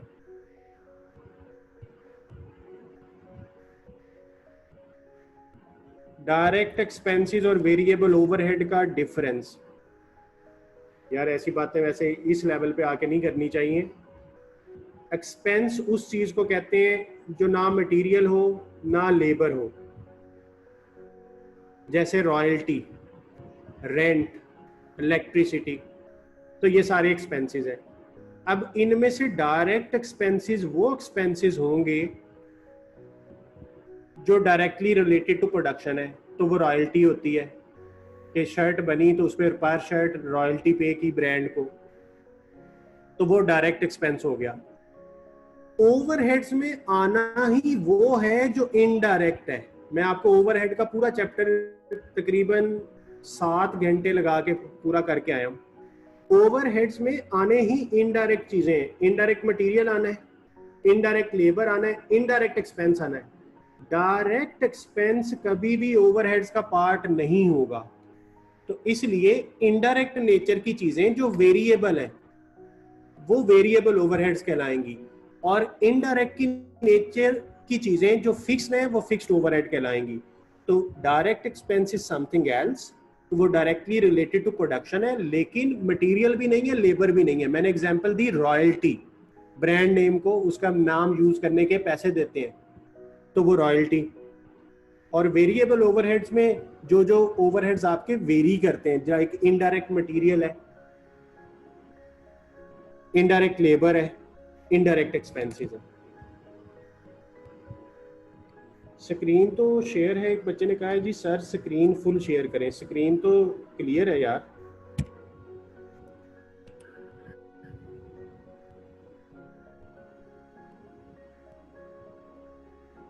एक बच्चे ने कहा है जी क्या हम ये कह सकते हैं कि कंट्रीब्यूशन से हमने फिक्स्ड ओवरहेड्स को पे करना है? बिल्कुल कह सकते हैं, लेकिन कंट्रीब्यूशन से हम हर फिक्स्ड चीज को पे करते हैं, वो प्रोडक्शन से रिलेटेड हो, नॉन प्रोडक्शन हो। अभी हम ये यहाँ पे इस चैप्टर पे वापस आए, आगे यही बातें जो अब आपके ज़हन में आ रही हैं हम यहाँ पे करने जा रहे हैं। ये कंट्रीब्यूशन की फॉर्मूला आ गया, डेफिनेशन। अच्छा, बुक में इसकी डेफिनेशन नहीं है, मैंने आपको लिखवा दी है definition. The amount available to recover the fixed cost is known as contribution.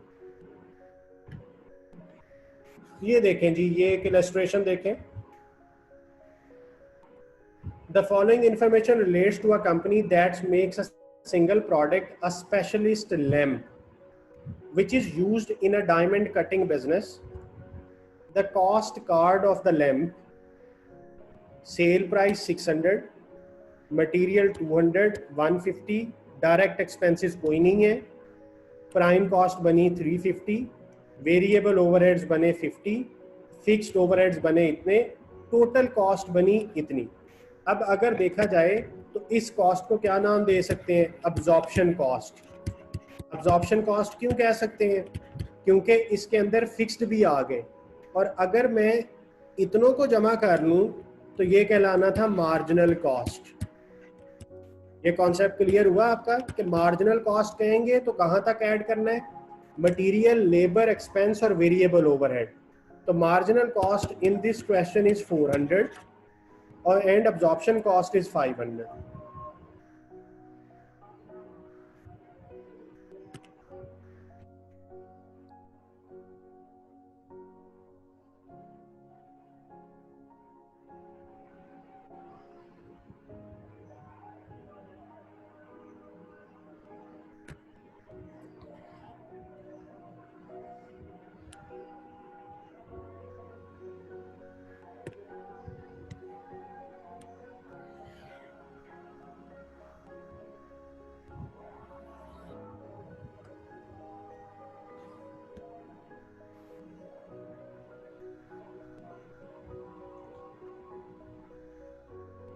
Fixed cost have been estimated $120,000 based on a production level of 1200 lamps। तो ये आपका बजटेड लेवल हो गया जी। फिक्स्ड ओवरहेड उसने बजट किए हैं कि टोटल इतने होंगे और बजटेड लेवल ये आ गया। Let us look at the cost and the revenue involved when different volumes of lamp are sold। कहता है सपोज करें हमने 1200 लैंप सेल किए और सपोज करें हमने 1500 किए। अब दोनों में कंपैरिजन करेंगे आखिर पे। ये क्वेश्चन सारा सॉल्व हुआ है, आपने जस्ट ये देखना है। एक यूनिट 600 का सेल होना है तो 1200 से मल्टीप्लाई करेंगे तो आपका रेवेन्यू आएगा 7,20,000। तो ये लिखा हुआ है 720,000। इसी तरह 600 का सेल होगा, अगर आप 1500 बेचेंगे तो फिर रेवेन्यू आना है 900,000। तो ये 900,000 लिखा। मटेरियल एक लैंप पे 200 का है तो 1200 से ज़रब देंगे 2,40,000 हो जाएगा। लेबर 150 है, 1200 से ज़रब देंगे तो 1,80,000 हो जाएगा और ये प्राइम कॉस्ट बन गई। और वेरिएबल ओवरहेड्स है 50 पर यूनिट तो 1200 से ज़रब देंगे 60,000 हो जाएगा। इसी तरह 1500 से ज़रब देंगे तो ये फिगर्स आ जाएंगी। अब आप सेल प्राइस में से वेरिएबल कॉस्ट लेस करें तो ये कंट्रीब्यूशन आएगा जी 2,40,000 का। इसी तरह इधर आप ये लेस करें तो ये कंट्रीब्यूशन आएगा। अब आप फिक्स्ड कॉस्ट माइनस कर दें, वही जो मैंने पहले पढ़ा के आया हूँ कि टोटल कंट्रीब्यूशन में से टोटल फिक्स्ड कॉस्ट माइनस करें तो ये आपका प्रॉफिट बचा। इसका मतलब है कि अगर 1200 लैंप बेचे तो 1,20,000 का प्रॉफिट है, अगर 1500 बेचे तो 1,80,000 का। तो एक पहली चीज हमने क्या देखी? हमने ये देखा कि ज्यादा यूनिट बेचो ज्यादा कमाओ।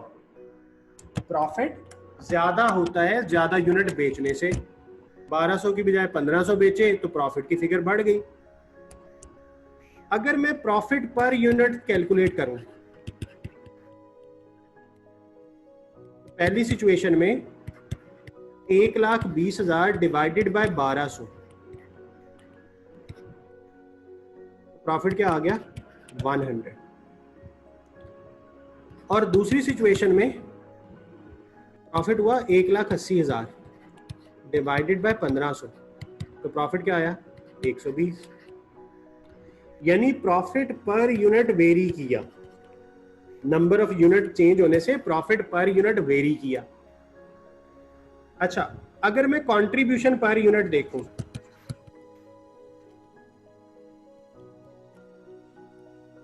तो पहली सिचुएशन में आपका कंट्रीब्यूशन था 2,40,000, इसको आप डिवाइड कर दें 1,20,000 से तो आपका कंट्रीब्यूशन कितना आया? 200। दूसरी सिचुएशन में कंट्रीब्यूशन कितना हो गया टोटल? 3 लाख, और टोटल यूनिट कितने थे? अच्छा ये 1200 है, 1,20,000 नहीं है, ये 1200 है, और इधर 1500। अब कितना है? 200। तो आपको दूसरी चीज क्या पता चली? With the change in units there is no change in contribution per unit. I repeat, with the change in number of units, there is a no change in contribution per unit. Whereas, if we change the production level, profit per unit changes. आपके सामने है, profit per unit में very की है, लेकिन contribution पहले भी 200 ही था, बाद में भी 200 ही है। वजह क्या है, क्यों ये चेंज नहीं हुआ? तो इस फार्मूला पे वापस आइए। ये इसलिए चेंज नहीं हुआ कि कंट्रीब्यूशन डिपेंड करता है sale price per unit minus variable cost per unit. जब तक आपकी सेल प्राइस चेंज नहीं होगी, वेरिएबल कॉस्ट चेंज नहीं होगी, कंट्रीब्यूशन पर यूनिट में चेंज नहीं होगा। तो यहां पे मैंने यही बात की कि आपका जो कंट्रीब्यूशन है वो पर यूनिट में फिक्स रहता है। जब तक सेल प्राइस में चेंज ना आए, वेरिएबल कॉस्ट में चेंज ना आए, तब तक आपका कंट्रीब्यूशन चेंज नहीं होगा। Theoretical MCQ again, which of the following is fixed per unit? Profit per unit, contribution per unit. So the answer is contribution per unit is fixed. हाँ, total में जरूर बदलता है कि 1200 पे टोटल कंट्रीब्यूशन 2,40,000 था, 1500 पे टोटल कंट्रीब्यूशन 3 लाख था, तो टोटल में चेंज होता है, लेकिन पर यूनिट में चेंज नहीं होता। आई होप सो कि आपने इस कॉन्सेप्ट को भी अंडरस्टैंड कर लिया होगा। तो ये एक पहली इलस्ट्रेशन थी, इसका आप स्क्रीनशॉट ले लें। इसको हमने अंडरस्टैंड किया, इसमें हमने कैलकुलेशन कोई नहीं की, ये सिर्फ मैंने आपको डाटा समझाया। ये आगे उसने वही बात की है कि प्रॉफिट चेंज होता है और बाकी चीजें चेंज नहीं होती। अच्छा जी, ये एक सवाल देखते हैं, बहुत आसान सी इलस्ट्रेशन है। B limited has one product, material cost, labour cost, variable overheads, fixed overheads, selling cost, selling price is 21, budgeted fixed overheads are based on budgeted production 5,000, opening inventory was 1,000 and closing inventory was 4,000, sales during the period 300 and actual fixed production overheads incurred this. Calculate the total contribution earned during the period. क्या बताना है? Total contribution. अब मैंने आपको formula बताया जी, ये formula याद हो जाएगा आपको अभी। Total contribution is equal to per unit contribution multiplied by units sold. आपको मैंने एक टिप दिया हुआ है कि जो चीज रिक्वायर्ड है ना, उसका फार्मूला लिख लिया करें। ये फार्मूला मैं आपको यहाँ पे लिखवा के आया हूँ, ये देखें। Total contribution is equal to per unit contribution into units sold. तो मैंने वही आपके सामने लिख दिया। अब सवाल में से जो जो चीजें बड़ी आसानी से मिल रही हैं उनको लिखें। जैसे देखें, sales during the period 3000 units, तो आपको सिंपली मिल गए, यूनिट्स सोल्ड तो मिल गए जी 3000। इसका मतलब है अगर ये चीज हो तो मैं आंसर निकाल सकता हूं। अब पर यूनिट कंट्रीब्यूशन का फॉर्मूला लिखवाया था, बिल्कुल लिखवाया। Sale price per unit minus all variable cost per unit. Sale price per unit ढूंढें 21। वेरिएबल कॉस्ट, वेरिएबल कॉस्ट मैं ये टिक लगाऊंगा जी, जो जो चीजें वेरिएबल होंगी। मटेरियल वेरिएबल होता है, लेबर वेरिएबल है, जिसके साथ उसने खुद लिख दिया है कि ये वेरिएबल है, और ये भी वेरिएबल है। इन सबको जमा कर लें। 3 और 6 9, 9 और 2 11, 11 और 5 16। पर यूनिट कंट्रीब्यूशन कितना आ गया 5। तो यहाँ पे मैं लिख दूँ 5, तो 5 को 3000 से ज़रब देंगे तो कितना टोटल कंट्रीब्यूशन आ जाएगा 15,000। अब देखें सवाल कितना बड़ा था और जवाब कितना छोटा आ गया, 2 लाइनों में हल हो गया। तो इसका मतलब है मुश्किल नहीं है, बड़ा आसान है अगर आपको फॉर्मूला आता है। टोटल कंट्रीब्यूशन बताना था हमने, तो ए पार्ट हमने कर लिया जी, 15,000 इसका आंसर है। सीधी पेपर है, आपने इसको इसी तरीके से सॉल्व करें। अब दूसरे में क्या कहता है प्रॉफिट बताएं, तो आपको याद होगा कि प्रॉफिट का फॉर्मूला क्या लिखा है पिछले पेज पे, total contribution minus total fixed cost.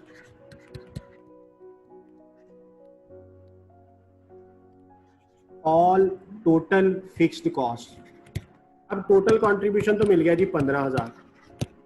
अब इस क्वेश्चन में फिक्स्ड कॉस्ट ढूंढनी है, तो फिक्स्ड कॉस्ट भाईजान ये लिखी हुई है फिक्स्ड प्रोडक्शन ओवरहेड्स, ये 4 पर यूनिट है। अब मुझे चाहिए टोटल। जो ओवरहेड वाला चैप्टर आपने पढ़ा है उसमें आपने एक चीज पढ़ी थी, OAR is equal to budgeted fixed cost divided by budgeted base. इस क्वेश्चन में OAR इज $4, बजटेड नहीं पता हमें।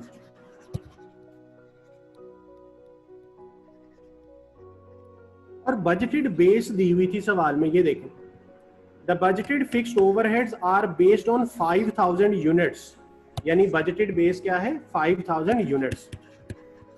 पता चल गया फिर यहां से जो मिसिंग था,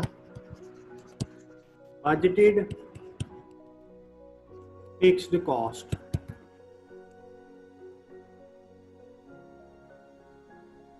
फोर इंटू 5000, तो क्या बना 20,000। अच्छा ये बजटेड आया है, ये बजटेड फिक्स्ड कॉस्ट आई है। हमने क्या बताना है, हमने बताना है actual.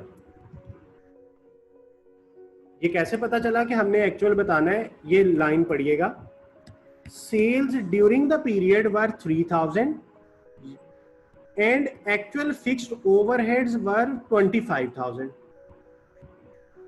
Calculate the total contribution earned, calculate the total profit. Earned का क्या मतलब है, जो हमने कमाया। हम क्या कमाते हैं, जो एक्चुअल होता है। अगर वो यहाँ पे लिखता बजटेड बताएं तो हमने फिक्स्ड कॉस्ट बजटेड वाली लेनी थी, लेकिन यहाँ पे उसने हमें एक्चुअल डाटा दिया हुआ है। इन केस क्वेश्चन में एक्चुअल डाटा दिया हो, बात याद रखिएगा, आगे कई ऐसे सवाल आएंगे जहां पे एक्चुअल डाटा नहीं होगा, वहां पे हम बजटेड फिगर्स को यूज करेंगे। लेकिन जिस सवाल में एक्चुअल भी अवेलेबल हो, बजटेड भी अवेलेबल हो, तो हमने एक्चुअल पे जाना है जब तक वो हमें रिस्ट्रिक्ट ना करे कि बजटेड पे रहें। तो हमने एक्चुअल को देना है। तो एक्चुअल फिक्स्ड कॉस्ट उसने हमें 25,000 दी हुई थी। एक्चुअल प्रॉफिट हमारा कितना आ गया 10,000। तो ये हमारा प्रॉफिट की फिगर आ गई, नहीं बल्कि ये तो 10,000 का लॉस है जी, क्योंकि 15,000 में से 25,000 माइनस किया तो ये नेगेटिव फिगर 10,000 के लॉस को शो कर रही है। चले इसका सोल्यूशन नेक्स्ट पेज पे हुआ होगा, नहीं हुआ। अच्छा ये टेस्ट योर अंडरस्टैंडिंग है, तो टेस्ट योर अंडरस्टैंडिंग 1 का आंसर होगा चैप्टर एंड पे। तो चैप्टर एंड पे जाके देखते हैं टेस्ट योर अंडरस्टैंडिंग 1, ये है जी।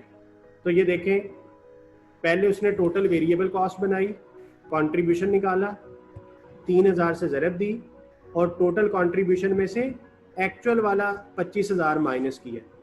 लेकिन अगर यही बजटेड करना होता प्लान्ड, तो फिर आपने बजटेड फिगर कैलकुलेट करनी थी, तो ये 10,000 का लॉस आया आपका। आई होप कि आपको ये सोल्यूशन समझ आ गया होगा।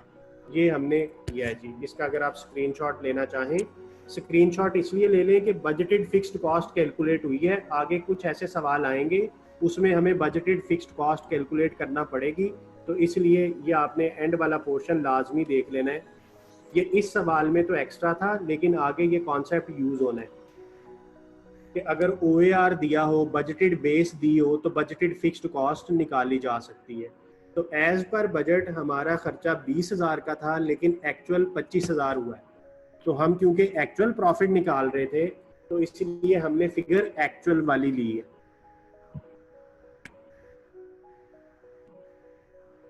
अब्जॉर्प्शन कॉस्टिंग में आपको कल बताऊंगा। अब मैं आपको आज की आखिरी चीज एक बता दूं, बस फिर लेक्चर को एंड करेंगे। हमने यहां तक क्या सीखा, अब मैं इसको समराइज कर रहा हूं जी। हमने मार्जिनल कॉस्टिंग सिस्टम में जो चीज फाइंड करनी होती है उसको कहते हैं जी marginal profit. Marginal costing system में जो हम प्रॉफिट फाइंड करते हैं उसे हम मार्जिनल प्रॉफिट और लॉस कहते हैं। जैसे अभी सवाल हल किया तो वो लॉस था, वो 10,000 का मार्जिनल लॉस था। अब ये कैसे फाइंड होगा, आपने सिंपल सा बेटा एक फार्मूला याद रखना है। Marginal profit is equal to total contribution minus all total fixed cost. मैंने ऑल का वर्ड लिखा है, ऑल से मुराद है फिक्स्ड प्रोडक्शन भी, फिक्स्ड सेलिंग भी, फिक्स्ड एडमिन भी, यानी जितनी भी तरह की फिक्स्ड कॉस्ट हैं वो सारी आएंगी। तो टोटल कंट्रीब्यूशन में से आपने सारी टोटल में फिक्स्ड कॉस्ट माइनस कर देनी। अब टोटल कंट्रीब्यूशन कैसे बनता है, ये भी आपको फार्मूला लिखवाया था, दोबारा लिख रहा हूं। Total contribution will be calculated by पर unit contribution multiplied by units sold. Production नहीं लेनी, सोल्ड लेने हैं। और पर यूनिट कंट्रीब्यूशन आपको मैं लिखवा चुका हूं कि कैसे निकलता है। Sale price per unit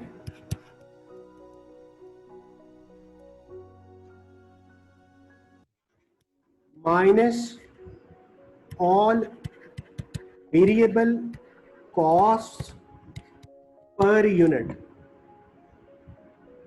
all से क्या मुराद है, वही कॉन्सेप्ट कि प्रोडक्शन से रिलेटेड भी और सेलिंग से रिलेटेड भी। इसीलिए टेस्ट योर अंडरस्टैंडिंग 1 में हमने वेरिएबल सेलिंग को भी लेस किया था कंट्रीब्यूशन निकालने के लिए।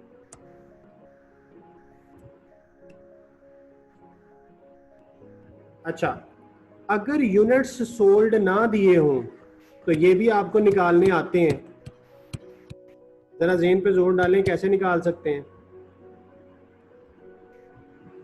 जब आप छोटे थे, फंडामेंटल्स ऑफ फाइनेंशियल अकाउंटिंग पढ़ते थे, तो उस वक्त आपको पढ़ाया जाता था कि opening units plus production units minus closing units, वो किसके बराबर आएंगे, यूनिट्स सोल्ड के। तो अगर डाटा में वो ओपनिंग क्लोजिंग दे दे, प्रोडक्शन दे दे, तो यूनिट्स सोल्ड आप निकाल सकते हैं।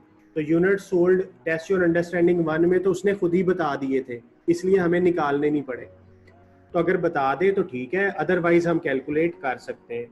तो भाई मार्जिनल कॉस्टिंग सिस्टम में आपने जो मार्जिनल प्रॉफिट निकालना है वो इस सिंपल से फार्मूला से आप कैलकुलेट कर सकते हैं। सारे एमसीक्यूज में यही रूल यूज होगा अगर ये डाटा सीधा दिया हुआ है। अगर रिवर्स वर्किंग है तो वो मैं आपको इंशाल्लाह कल बताऊंगा कि इसमें मजीद क्या बातें आ सकती हैं। अब आज के लिए आपने जो चीज़ें याद रखनी है वो आपने बुक से पहले 4 पेजेस तक की रीडिंग करनी है। पहले 4 पेजेस की रीडिंग करनी है। 5वें पेज से अब्जॉर्प्शन कॉस्टिंग स्टार्ट कर रहे हैं, इसे इंशाल्लाह हम कल करेंगे। फिर जो मैंने खुद से लिखा ये वाला पेज, ये मैं अभी इसका पीडीएफ बना के गूगल क्लास में शेयर कर देता हूँ। इसको पीडीएफ फॉर्म में, आपने वैसे साथ साथ नोट भी कर लिया होगा, मैं इसका पीडीएफ बना के शेयर कर देता हूँ गूगल क्लास में, तो ये आप देख लीजिएगा। और जो एमसीक्यूज वगैरह आज हमने किए हैं इसको कल तक आपने ओके कर लेना। अब आपके जहन में अगर कोई यहाँ तक के जो क्वेश्चन आंसर हैं, कोई कंफ्यूजन है, कुछ डिस्कस करना चाहते हैं, तो वो अब आप मेरे से पूछ लें। अभी मेरे पास 5-7 मिनट हैं, तो आप क्वेश्चन आंसर मैं आपके कर सकता हूँ अगर आप कुछ पूछना चाहें तो।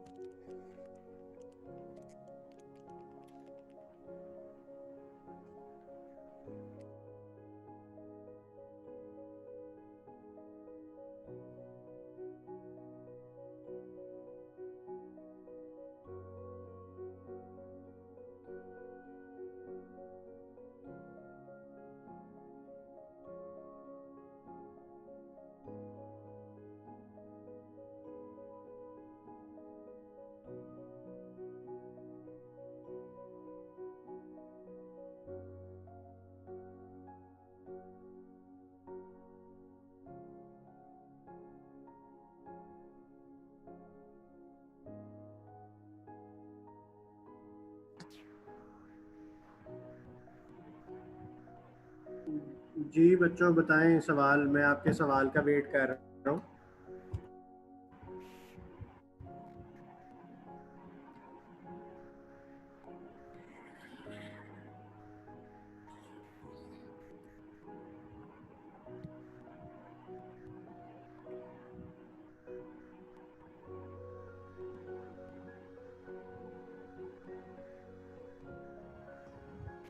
जी एक बच्चे ने बात पूछी है कि sir by all variable cost should we mean that we take all production and non-production and admin variable cost। अब बात बेटा इसकी गौर से सुन लें।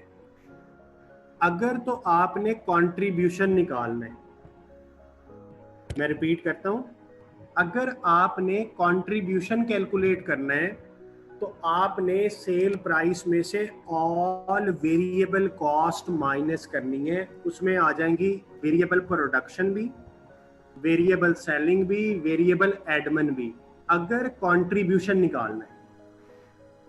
अच्छा, इसी सवाल को ना एग्जामिनर ट्विस्ट करता है। आपको पता है कि पेपर के जो सवाल होते हैं ना वो जलेबी की तरह सीधे होते हैं, घुमाता है वो आपको।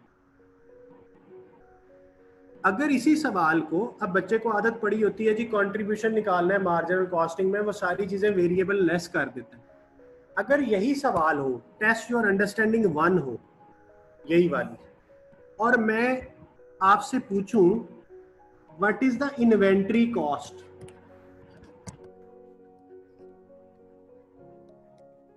इन मार्जिनल कॉस्टिंग सिस्टम, यानी अगर company marginal costing system use करे तो इन्वेंट्री कॉस्ट बताएं।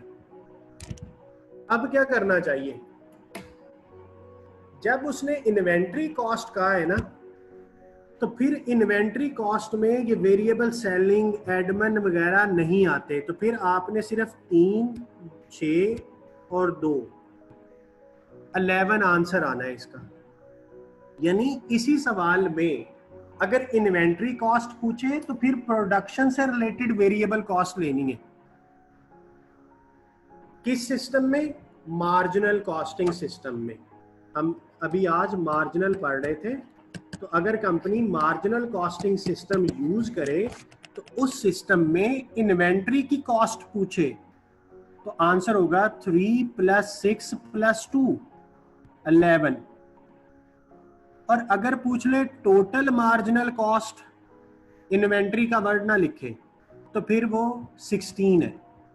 तो आपने ये बात याद रखनी है कि अगर मुझे कंट्रीब्यूशन लेना है तो फिर तो मैं सारी वेरिएबल कॉस्ट लूं, सेलिंग भी, एडमिन भी, प्रोडक्शन भी। लेकिन अगर सवाल में पूछा जाए what is the marginal inventory cost, तो उसमें सिर्फ प्रोडक्शन कॉस्ट आनी चाहिए। एक क्वेश्चन आया जी, ध्यान से सुनिएगा सारे लोग। कहता है जी डेप्रिसिएशन कॉस्ट फिक्स में क्यों ऐड करते हैं?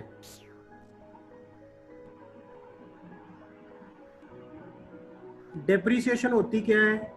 वो हमें पता है कि allocation of the cost of the non current asset over it's useful life. Expense है, ये मटेरियल नहीं है, लेबर नहीं है, एक्सपेंस है। अब ये depreciation mostly straight line method पे कैलकुलेट होती है। फंडामेंटल्स ऑफ फाइनेंशियल अकाउंटिंग में पढ़ा था कि स्ट्रेट लाइन डेप्रिसिएशन फिक्स्ड होती है, चेंज नहीं होती। तो जो चीज चेंज नहीं होती वो फिर उसकी कैटेगरी क्या बन गई? फिक्स्ड बन गई। तो भाईजान इसलिए मैं उसे फिक्स्ड में लिखता हूँ, क्योंकि डेप्रिसिएशन फिक्स्ड है। अगर डेप्रिसिएशन वेरिएबल हुई तो वेरिएबल में लिख लेंगे, कोई मसला नहीं है। लेकिन 99.9% केसेस में डेप्रिसिएशन फिक्स होती है, इसलिए हम फिक्स्ड में ही लिखते हैं जी।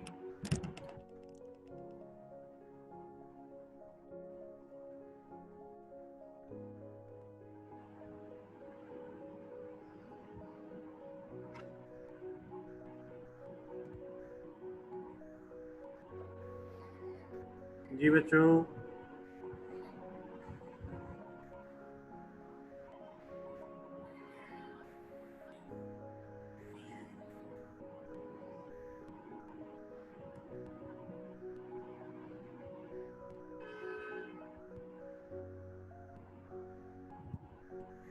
No more question?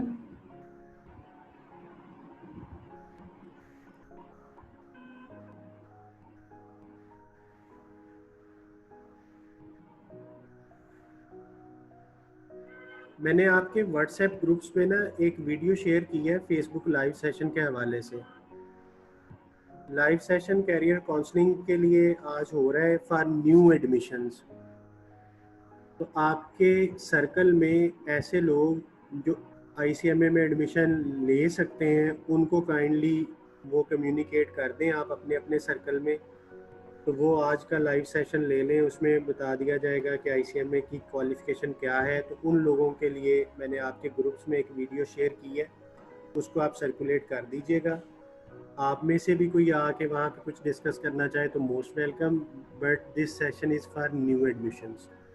तो आपके जानने वाले होंगे जो लास्ट ईयर आपके जूनियर्स थे, वो अब डिग्री कंप्लीट करके इस काबिल हो गए हैं कि वो एडमिशन लें, तो आप उनको आज के सेशन के बारे में बता दीजिएगा। चलें क्लास को एंड करते हैं, कल इंशाल्लाह मिलते हैं। अल्लाह हाफ़िज़।